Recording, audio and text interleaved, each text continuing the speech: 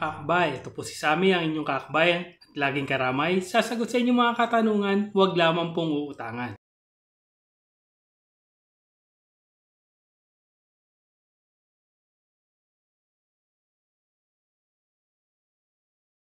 Mga kakbay, gusto mo bang mag-aral ng welding sa TESDA ng libre? Good news po, ang School of Technical Knowledge and Assessment Center Incorporation sa pakikipagtulungan ng Technical Education and Skill Development Authority o TESDA ay tumatanggap ngayon ng mga scholars para sa vocational course na TESDA Shielded Metal Arc Welding o yung SMAW NC1. Ang mga scholar benefits na kasama dito ay ang pre-training, pre-assessment fee, living allowance na may halagang 160 per day, personal accident insurance. So ano-ano naman ang mga requirements at qualification? Kailangan po physically fit, 18 years old and above, high school graduate or ALS passer. Kailangan din ng PSA birth certificate, PSA marriage certificate kung kayo ay may asawa na, college TOR o high school form 137, diploma 4 pieces passport size picture with collar and white background.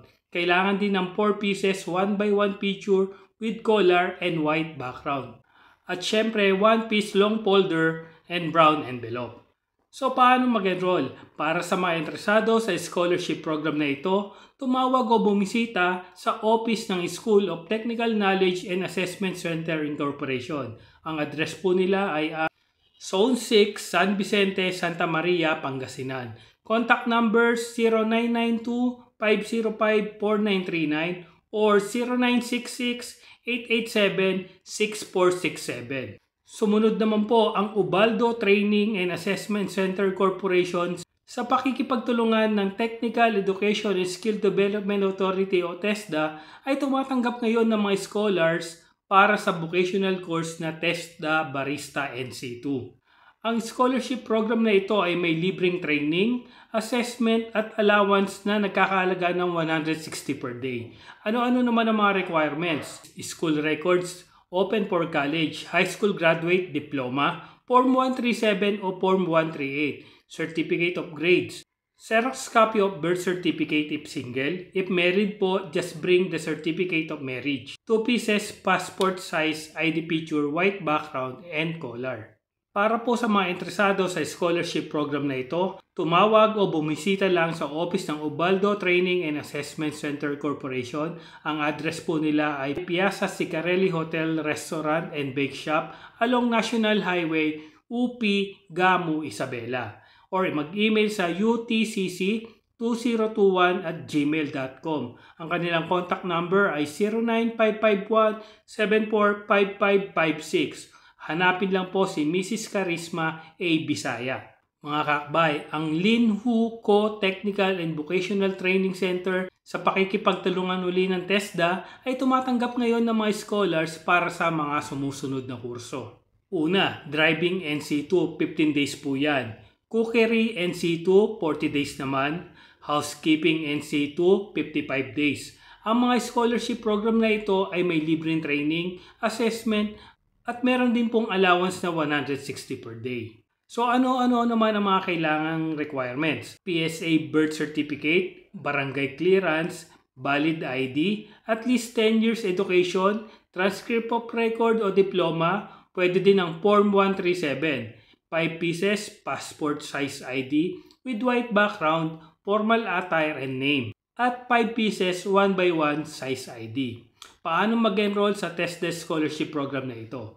For interested applicant, visit Linhu Co. Technical and Vocational Training Center located at Par East Road, Piloto Street, Barangay Pantalan, Nasugbu, Batangas.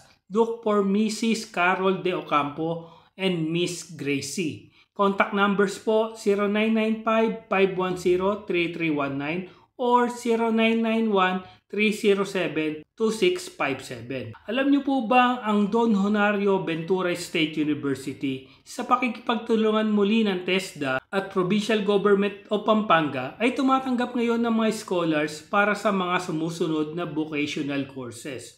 Una, Cookery NC2, meron din Dressmaking NC2, Electrical Installation and Maintenance NC2, tailoring, and C2. Bukod sa libreng training, ang mga scholars ay makakatanggap pa ng allowance. Ang mga qualification naman dito ay 18 years old and above, at least high school graduate. Ang training ay gaganapin sa Don Honorio Ventura State University Main Campus na matatagpuan sa Kabambangan, Bacolor, Pampanga. Paano mag-enroll? Para sa mga interesado sa scholarship program na ito, mag-register sa online application na ito ng TESDA registration form. At para sa karagdagang detalye, tumawag lang sa DHBSU Training Services Office at hanapin si Miss Lisel Malyari. Ang contact number 0908-130-5363 or mag-email kayo sa tso@dhbsu.edu.ph. So there you have it mga kakbay. Sana'y makatulong ang video namin ito para kayo ay makapag-training ng libre sa TESDA. Patuloy po kami mag-update once may mga available slot sa iba pang TESDA regional or provincial offices. Thank you for watching and please don't forget to subscribe to our channel, hit the notification bell at pakishare na rin po para mas maraming makaalam tungkol dito. Keep safe, God bless, and we'll see you in our next video. Bye!